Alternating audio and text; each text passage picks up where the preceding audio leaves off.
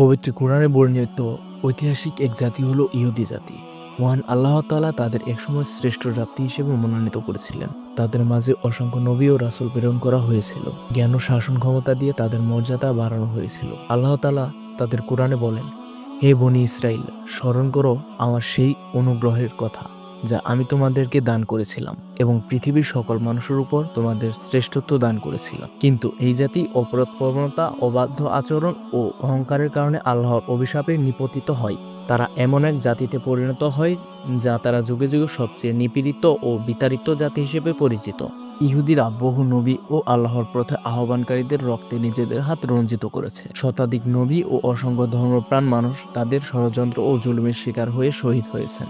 অন্যায়ভাবে নবীদের হত্যা করার কারণে তারা আল্লাহর ভয়াবহ ক্রোধের শিকার হয়। পবিত্র কোরআনে ঈর্ষাদ হচ্ছে তাদের উপর আরোপ করা হয়েছে লাঞ্ছনা ও দারিদ্রতা এবং তারা আল্লাহর ক্রোধের শিকার হয়েছে। এই শাস্তি এই কারণে যে তারা আল্লাহর আয়াতসমূহ অস্বীকার করত এবং অন্যায়ভাবে নবীদের হত্যা করত, আর তারা ছিল অবাধ্য ও সীমালঙ্ঘনকারী। সূরা বাকারা আয়াত নম্বর 61। আরেক স্থানে আল্লাহ তাআলা বলেন, অতঃপর যখনই কোনো রাসূল এমন কিছু নিয়ে এসেছে যা তোমাদের মনোপ্রত হয়নি, তখনই তোমাদের অহংকার মেতে উঠেছে। কিছু সংখ্যক অস্বীকার করেছে এবং কিছু সংখ্যক হত্যা করেছে। সূরা বাকারা আয়াত 87। কোরআনে একাধিক স্থানে বনী ইসরাইল কর্তৃক নবী হত্যার কথা উল্লেখ আছে, তবে কতজন নবীকে হত্যা করা হয়েছে সে বিষয়ে কোরআন বা সহিহ হাদিসের নির্দিষ্ট সংখ্যা নেই। তবে তাফসীর ও ইতিহাস গ্রন্থে কিছু বিবরণ পাওয়া যায়, যেমন হযরত ইয়াহিয়া আলাইহিস সালাম ও তার পিতা হযরত জাকারিয়া আলাইহিস সালামকে তারা শহীদ করেছে।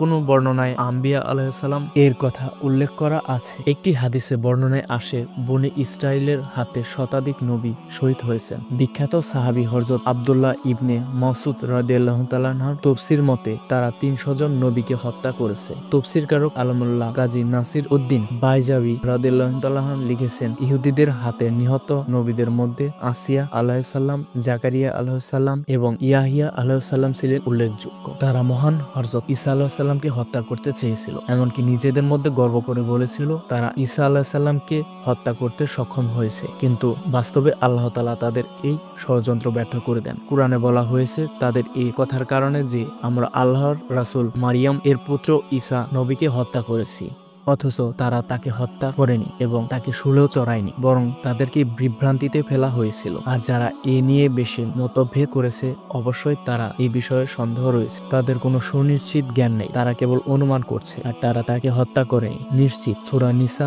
আয়াত 157। তারা আমাদের প্রিয় নবী হযরত মুহাম্মদ সাল্লাল্লাহু আলাইহি সাল্লামকে হত্যা ষড়যন্ত্র করেছিল এবং শেষ সময় পর্যন্ত তাকে হত্যা করতে চেয়েছে। এভাবে নবীদের হত্যা ও আল্লাহ তাআলার নির্দেশ অমান্য করার মতো জঘন্য অপরাধের কারণে তারা চিরকাল লাঞ্ছনা ও দারিদ্র ও আল্লাহর ক্রোধের শিকার হয়েছে। আল্লাহ তাআলা বলেন, যারা আল্লাহর নির্দেশনাবলীকে অস্বীকার করে এবং নবীদেরকে অন্যায়ভাবে হত্যা করে আর সেসব লোকেদের হত্যা করে যারা ন্যায়পরায়ণ নির্দেশ দেয়, তাদের জন্য রয়েছে বেদনাদায়ক শাস্তি। সূরা আলে ইমরান আয়াত 21। এই বর্ণনা আমাদের জন্য বড় শিক্ষা। কোন জাতি যদি অহংকার, জুলুম ও আল্লাহর আদেশ অমান্য লিপ্ত হয়, তবে আল্লাহর শাস্তি থেকে তাদেরকে কেউ রক্ষা করতে পারবে না। আল্লাহর শাস্তি তাদের জন্য থাকবেই।